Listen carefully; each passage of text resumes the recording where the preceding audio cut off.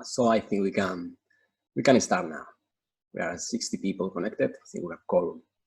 So, ladies and gentlemen, thank you for being here in this first edition of the Robotic Process Automation Forum. I'm very excited of having all of you here.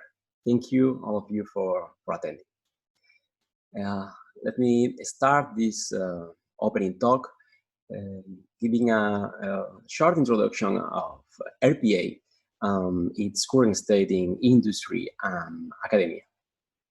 So I hope nobody expects seeing cute robots interacting with people in this forum. RPA has nothing to do with physical devices. RPA is more about interaction with just software, mainly through user interfaces in order to accomplish some objectives. These objectives are mainly human tasks. For example, moving data from one system via website to another system like an ERP system of a company. So nowadays, still exist employments that requires that people doing for hours this kind of mundane tasks every day. So traditional RPA is taking care of this kind of tasks. RPA has received increasing attention, has gained high popularity in the last 5 years. If we look at the Google Trends, we can see how the terms business process management and robotic process automation has today the same levels in searches. This is mainly motivated by the big push that companies are done on RPA. RPA, robotic desktop automation, which is a sister technology. The amount spent in the last year has increased also a lot.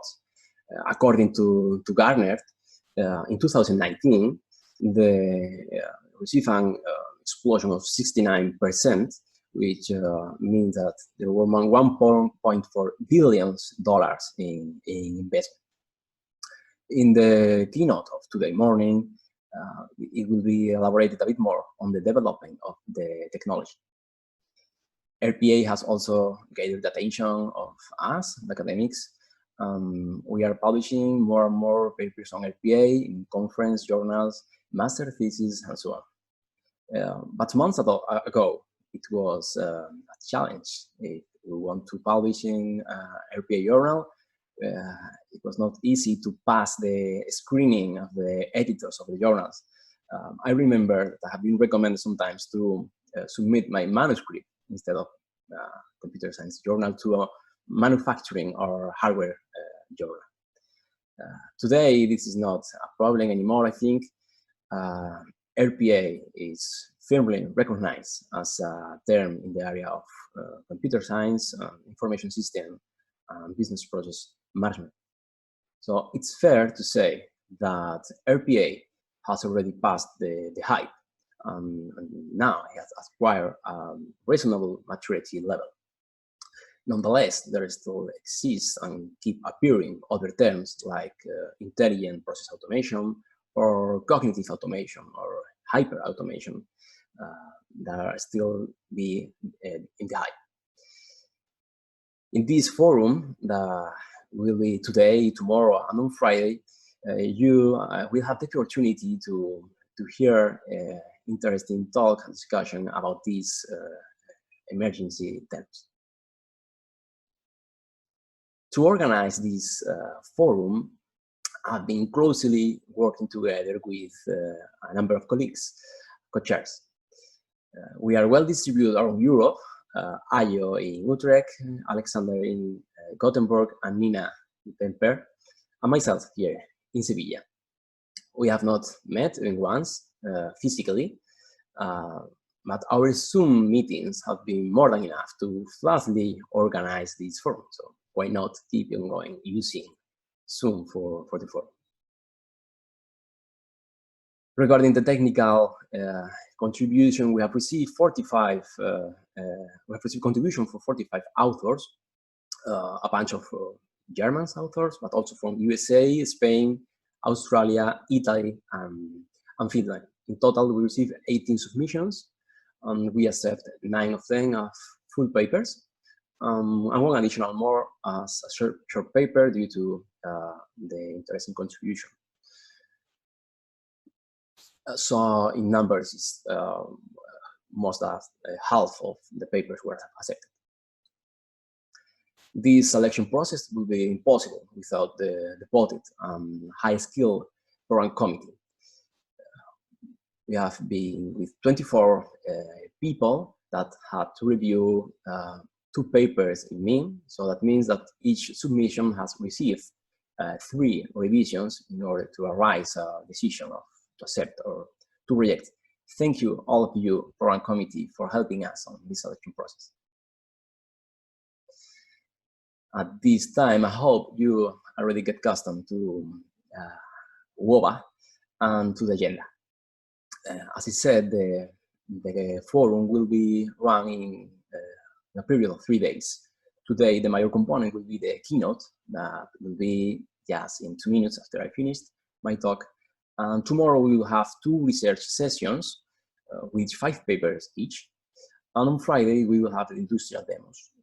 We'll go with Appian and MCC innovations that will show how RPA can be used in real settings.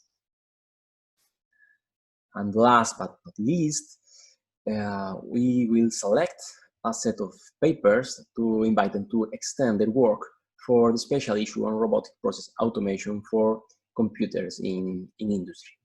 The quality of the presentations will be taken into account, so I encourage the authors to do their best when presenting. The selection will be announced in the closing ceremony just after the demos on Friday. And that's all I have to say from my side related to the forum. I hope you enjoy the event, the new ideas that will arise from the papers, the interesting demos, obviously the following keynote that will be held by Mo Wing. I'm very glad that Mo accepted to be part of the forum. I take the opportunity to introduce her and then hand over the control to her. So Mo Wing is the full professor at Queensland University of Technology. She leads the business process management research group. She's a very prominent member of the BPM community, and next year she will be one of the chairs for the BPM conference 2021. She's well known for her work in process verification, cost awareness in process management, process mining, and more recently, also in the robotic process automation area. She and her team are involved in various RPA projects. So next to her research ideas, she also has a lot of practical insights into this topic. So Mo, we could not think of a better keynote speaker for the conference. So thank you for accepting. Please feel free to start your talk when you are ready.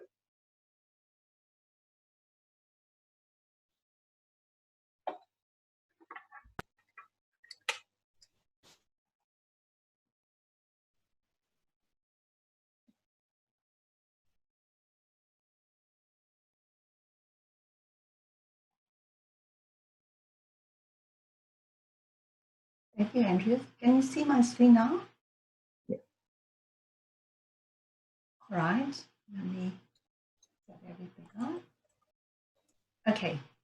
Hi, everyone, and welcome to this RPA Forum keynote session. My name is Mota Nawin, and as Andrew said, I'm from Queensland University of Technology in Brisbane, Australia. Thank you so much for this opportunity to share my views. I would have liked to meet many of you and exchange our ideas in person, but it is not possible for this year. We have set aside time for question and answer at the end of this keynote. So let me start with a little bit of background on my research journey. As it's already mentioned, I am a professor of business process management. My research journey started nearly 20 years ago with a PhD on the formal foundations of process automation.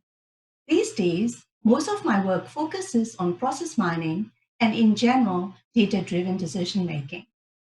Nearly 3 years ago, the BPM team at QUT started exploring how robotic process automation technology could work hand in hand with BPM principles.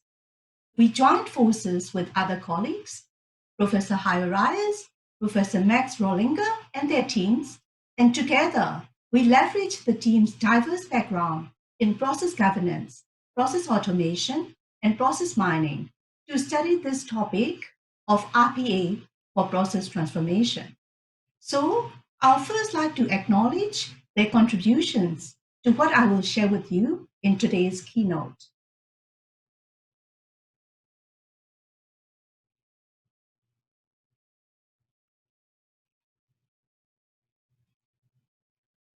Let me start with debunking a couple of myths.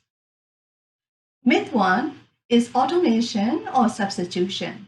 So many of us would have heard this statement that in the near future, we will be replaced by robots as they can take over everything that we now do.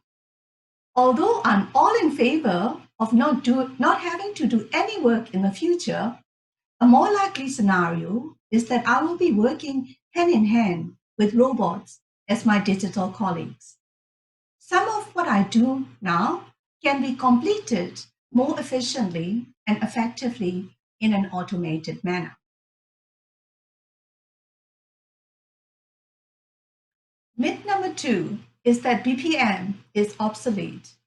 As a BPM researcher and educator, I'm of course very biased. As Dr. Edward Stimming said, if you can't describe what you are doing as a process, then you don't know what you are doing.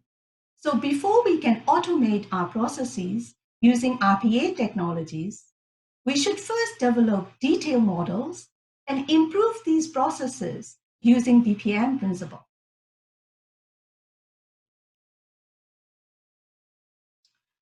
Myth number three is that there is no need to conduct research on RPA. And this is my favorite one.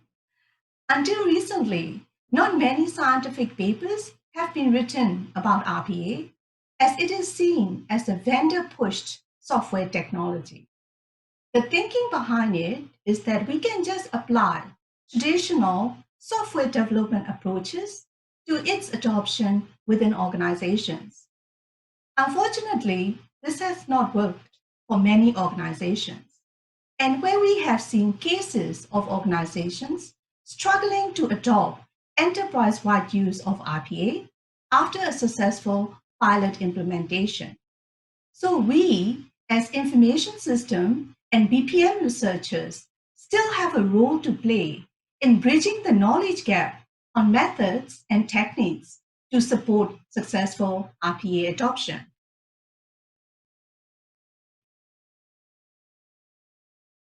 So then you might be wondering, what is this RPA? And Andreas just mentioned as well that we are not talking about, real robots, real physical robots here. So RPA is an emerging form of process automation technology that make use of the concept of software robots or AI workers. An RPA bot is a software agent that is capable of interacting with many different IT systems by mimicking user actions. By doing so, it can reduce the workload of the workers involved. RPA is always rule-based, and it is used currently for repetitive and high-volume tasks. RPA technology is routinely deployed in organizations to transfer data between different applications or to access information from website screens with screen scraping. It has also been used for batch processing and for straight-through processing of payroll entitlements or purchase orders. Some key elements to note here is that RPA bots rely on the existence of a detailed process that I will call a bot workflow that is rule-based. A bot is not created for a specific process, but acts more like a process participant. Although these bots can be adaptive and flexible, To date, what exceptions are the norm, and bots and bot workflows need to be closely monitored and constantly revised. So where are we with the RPA vendor market? As you can see from the Gartner's Magic Quadrant for RPA on the left, RPA is a growth market with many vendors. This RPA market is projected to grow fast from worldwide revenues of USD 4 billion in 2020 to over 10.4 billion by 2023. This market growth is triggered by increasing interest in digitally transforming processes using various automation technologies. These two graphs show the organizational drivers for this market growth. Improving business processes, increasing operational efficiencies, and improving them through automation feature prominently in these survey results. The graph on the right shows that many organizations are also looking for opportunities to combine various technologies, such as Internet of Things, RPA, artificial intelligence, and blockchain to achieve key business objectives.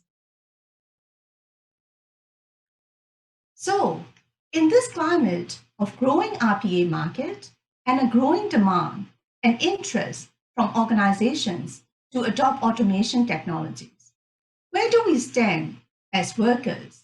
So coming back to our first point, automation versus substitution, we can see here that a recent survey of over 500 executives by The Economist showed that 54% of respondents strongly agree or somewhat agree that automation would displace humans in the workforce. However, nearly half strongly believe that automation is more effective if it complements humans, not replaces them. In another survey by Harvey Nash and KPMG, 69% of respondents believe that new job roles will compensate for this loss. These results further confirm my view that we will not be substituted completely, but rather be supported by new automation technologies.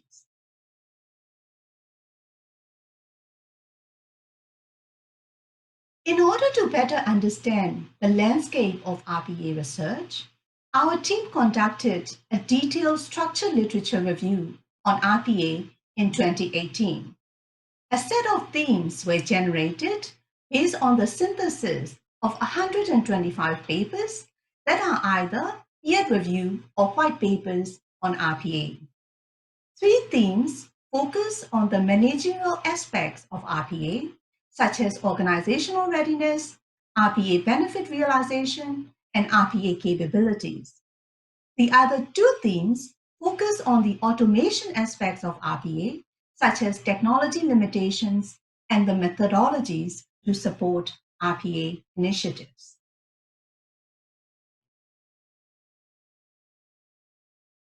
In that paper, we also described 15 research challenges or opportunities associated with these 5 themes. On the managerial side, we identified 6 challenges ranging from the need to support benefit realization to readiness assessments, infrastructure, and capabilities assessment. This goes hand in hand with a more quantitative or analytical approach to measure these abilities. There are 9 research gaps identified for the methodologies and technologies themes. In particular, we are interested in how organizations can be supported to adopt RPA technologies in an enterprise-wide manner. Since then, I'm very encouraged to see many scientific papers addressing one or more of these challenges that we have identified in our work.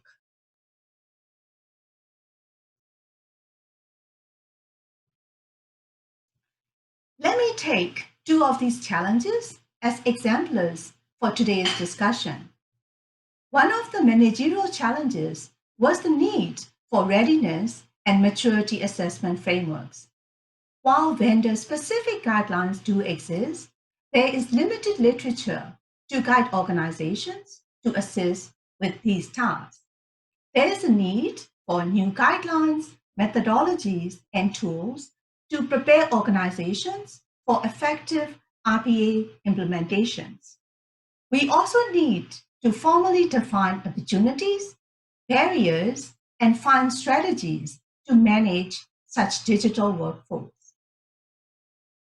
Another automation or technical challenge is in the building and maintenance of bot workflows or robotic processes. Robotic process design is largely manual, tedious, and an error-prone exercise at the moment, as not many detailed process models with business rules exist in organizations. It is still an open challenge to develop a bot workflow design in a fully automated manner. This is especially true for processes with a high number of variants. So there is a need to develop capabilities to systematically extract logical structures from user activities and transform these into algorithms for bot executions. There is also a need to proactively and continuously acquire and apply knowledge about variations related to those tasks that has been automated using RPA technology. So here, let me take a short ad break with this shout out to the upcoming special issue on RPA. As Andreas mentioned, there will be a special issue in Computers in Industry. Our SLR paper has been published as the seminal paper for this special issue, and we'd like to encourage you to share your latest insights on RPA by submitting your work. Next, I will be providing a brief overview of some of our ongoing work on RPA.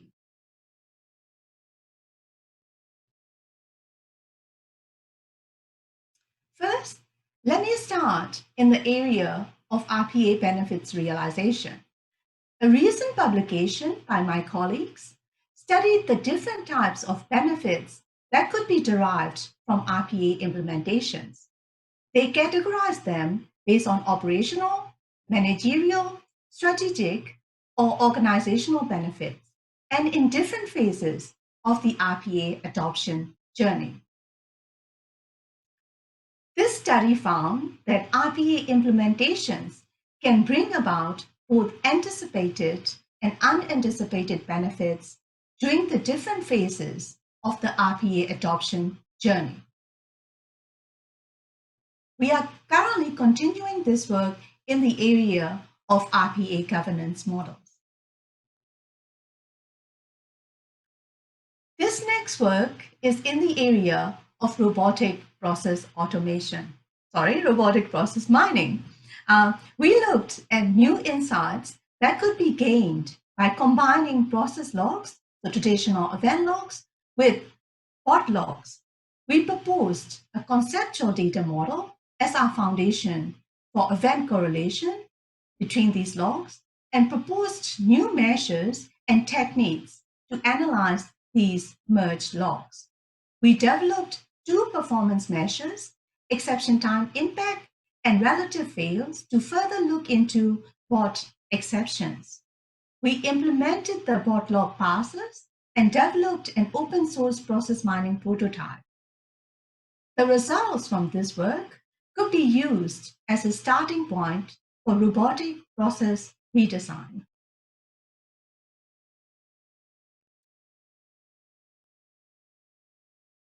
The next piece of work is in the area of RPA user trust. My colleague Syed and I recently conducted a study looking for factors that may influence the user trust of RPA implementations. Based on the data collected from interviews with RPA experts, we positioned our findings using the 3 dimensions of trustworthiness: ability, benevolence, and integrity. We found that there are some causes that are similar to any IT artifact adoption, while there are some that are specific to RPA. Of special note is the confirmation that well-defined processes are the key to success, and that a deep understanding of end-to-end processes is required to build users' trust. Syed will be presenting further details of this paper at the RPA Forum session on Thursday.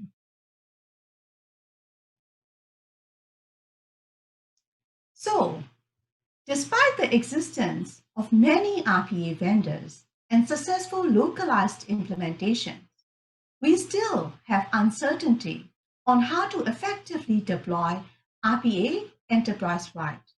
We know that RPA is incapable of automating complex and long-running processes. Currently, RPA is being used as a lightweight solution to automate certain kinds of manual tasks. And RPA needs support and coordination with existing IT and BPM systems. So it is clear that RPA alone cannot solve technological challenges related to the digital transformation of complex processes.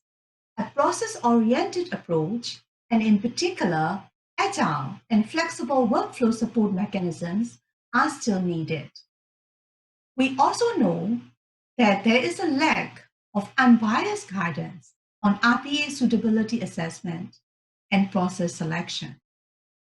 If approached incorrectly, RPA will perpetuate current challenges associated with such complex processes rather than removing them. Many exceptions need to be handled, and bots can easily break down. BPM principles of process redesign are still applicable in this case, and user actions and associated business rules could be mined or derived from historical information. So in my view, there is room for data mining and process mining techniques to help with RPA process selection and suitability assessment. The third point emphasizes the need to proactively build strong enterprise-wide governance for RPA implementation. In an environment where processes change frequently, interfacing applications get updated regularly, and data formats evolve constantly, a comprehensive governance model that acts on historical evidence can be considered as the preferred way to deploy RPA at scale.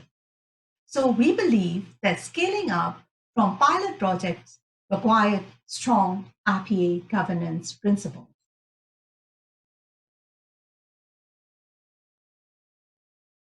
So I'd like to summarize my view on RPA and BPM from 3 perspectives. First, from the process point of view, I encourage you to think of BPM before RPA.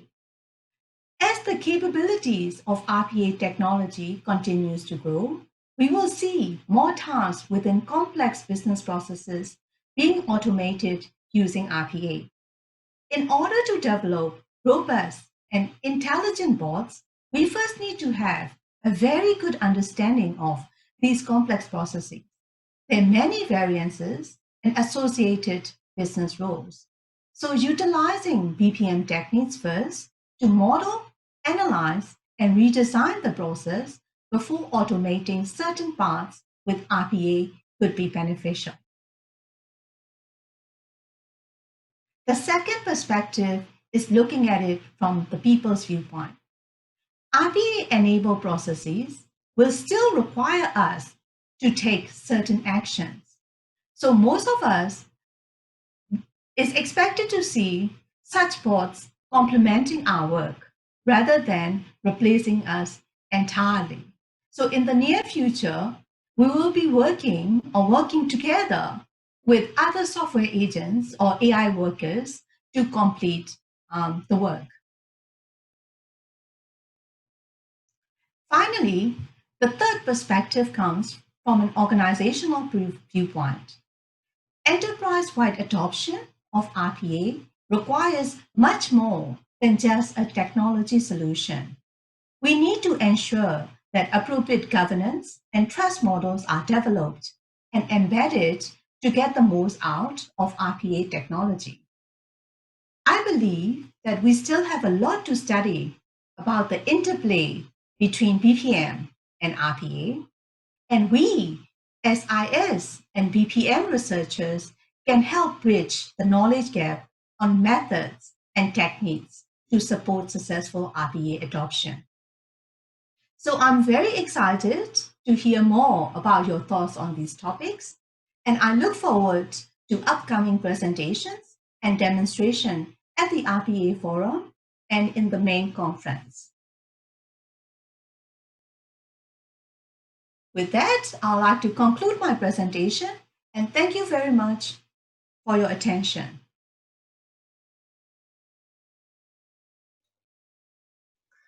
Thank you, Mo, for your interesting talk. Now is time for Q&A. All the participants are invited to put their questions in the chat or in the Q&A.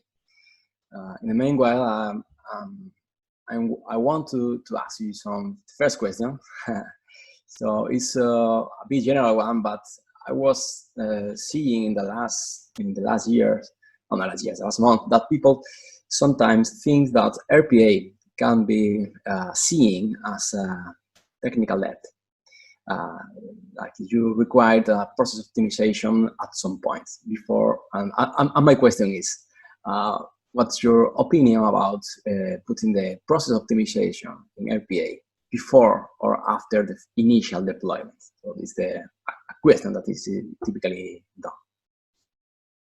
So if I understand you correctly, you are asking me whether we should do process optimization before RPA deployment. Yeah, I mean, as when we deploy the first robots, it's something like we are trying to automate manual tasks. Probably we are not doing the best when we are doing, for example, robotic process mining. We are learning from the users, but probably it's not the best way. The last evolution of the process could be more efficiently. So in some forums, people say that these first deployments are not really cost effective because you need more optimization. I have no practical proof of that, so I just want to hear also your opinion on that sentence. Okay, so yes, I'm in that camp that we should optimize our business processes before deciding some parts to be automated using RPA. So what I'm seeing from the industry partners or organizations we talk to is that the pilot implementation, right? It's quite easy to show the value of that RPA because we go for low-hanging fruit, and we created a bot. We created a bot process, and it was great. And then after that, almost everyone wanted the RPA enabled process. And then the question is, how do you get started? So some processes are definitely more suited than other processes to have RPA embedded. So if your process, you do not have, let's say, very clear and well-defined business rules, and you can't, and you have a lot of, let's say, exceptional cases, then it is quite challenging for the robot or for the RPA process to be as effective as it could be. So yes, I strongly believe that we should use the BPM principles to redesign the process to make it more effective and efficient before deciding which parts could be automated using RPA. Thank you. We have one question for the audience. Sharon Abbott asked if in your research, did you find examples for organizations who implement RPA very well? Thanks for your question, Sharon. So I know her in person. So personally, I think that the term "very well" is relative. I believe that some organizations feel that they, even if they have one board or two board or one board and five processes, they think that that implementation has went well. So it's not that the first part is not well. The question is, what is next? How do we make this enterprise-wide adoption happen properly? So I think a lot of organizations are trying to achieve that. So so far, I haven't seen organizations who will say, "Yep, we have done the enterprise-wide adoption well." So thank you. We have a new question now from Andrea Marella. Thanks, Mo, for the great talk. I would like to ask you an opinion about your feelings about the acceptance of RPA techniques by employees. All right, so that touches upon a little bit the work that Syed and I are currently looking at in the context of this user trust of RPA. So I think naturally, if an employee is feel threatened that their jobs are going to be taken away, then there's always going to be resistance to this. So I think the idea here is we would like to I suppose, educate the employees and perhaps reassure them that the software robots are to help their work be done in a more efficient and effective manner, that they can be then, let's say, deployed in more meaningful or more fulfilling roles and take on a more, let's say, intellectual task rather than the routine and mundane tasks. So, and it really depends on the type of task that has been automated as well. So, for example, if you are automating some task that has some of a health and safety concerns there, or something that a particular employee really does not want to do it, then of course they will be more accepting of the RPA robots taking over their task.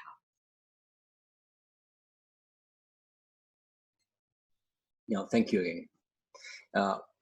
Another in my, I want to ask you in private, but I think you can also elaborate in public without any problem. It's about your experience also in your projects in RPA. In my case, I had some experiences, not in my case with the companies that I with, where they have problems from the external companies in order to start with the deployment of RPA using their systems. These are outsourcing companies, so typically the work is done by humans, and now he's going to put some parts for humans and some parts for RPA. So in that case, they have to develop a software project in which they have to test how the robots are behaving. At some point, they receive a negation of accessing testing environments. So they have the production environments. So I just want to hear your experiences in these initial phases of RPA deployment when you have to test your bots. Have you find any drawback at this time when you want to test your robots and you are not allowed or you are not provided any other environment but the production environment? So I don't have any. I'm not personally aware of these instances happening. But the organizations that we speak to, they will have their RPA department. So they will have a group of people who will be developing bots, basically capturing the robotic processes and then testing them. And then at that particular time, they might also get support from consultants to help them with their RPA implementations. So that particular one, I haven't heard of it. Very particular scenario, I think. Thank you. We have another question for Antonio Ruiz from Sevilla. He says, what do you think about the possibility of framing your call for action following an holistic approach, considering that they are not independent aspects. I'm not sure if you are considering like that. Edward Lee's keynote in the last case raised the coevolution of men and machines. Do you think we could talk about coevolution between software robots and humans in the near future of RPA? Absolutely. I think, so I have to say, I was also thinking about it in a holistic manner, but I wanted to definitely, take different viewpoints in my final slide to make it super clear what we are talking about regarding the process design versus the people view versus the organizational view. But I absolutely agree that all of them would be interlinked and interrelated. I agree. And look, personally, I'm scared. I'm a little bit scared of the robots taking over the world kind of scenario myself. But I think this is what we have to face, right? We have to face our fears in that sense. So clearly, I truly believe that most of the processes in the future that will be supported by some sort of automation technology. It could be RPA, it could be artificial intelligence, machine learning algorithms, making suggestions, predictions, and so on. So if we continue along our working life or even in our personal life, I think this is what's going to happen. And I think it's like a growth opportunity for the humans to learn how to play nicely with software robots. Okay, thank you. Another one from my side is related to what's your view in the future regarding the we have traditional RPA which deal with a bunch of tasks that are prepared for one day to another to fulfill some service level agreement and so on. I'm also starting to play with attended robots, which are in the front end. So helping in a daily basis to people at the back office. I'm not sure which, because these kind of attended robots are more different feelings. They don't have this kind of the same rules. So have you think about the possible future in this new kind of robots? I feel that if there is a business case for such robots, right, I'm sure that it's going to come regardless of whether we embrace it or we fear it. So I think that, look, I think it's going to come. I think that for us, more and more, let's say, additional capabilities will be added to this technology. So it's like functions or features as you could think of, right, in your typical programs. So definitely it's going to grow, and definitely the ability to do more things is coming. So I think that you are right. We are going to see more intelligent bots in the near future. And as long as I said, there's business case for them and that businesses, adopt that kind of bots, then I'm sure we'll have more and more of them. Thank you, Mo. We are not having more questions from the audience. So I think in WOBA there are some chats. Let me check.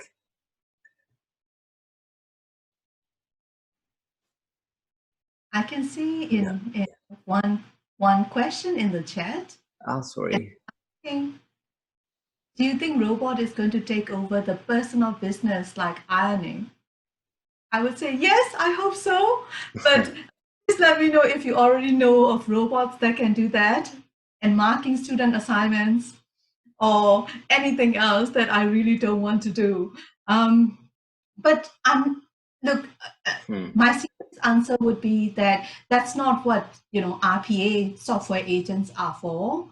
Let's say unless we can have big machines or that can, like we are looking at industrial size ironing presses or so on, where we can then tell the software agent to heat up and iron my clothes.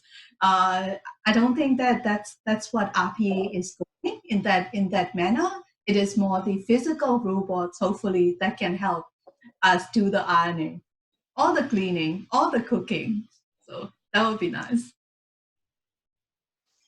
But or the personal digital business probably they do.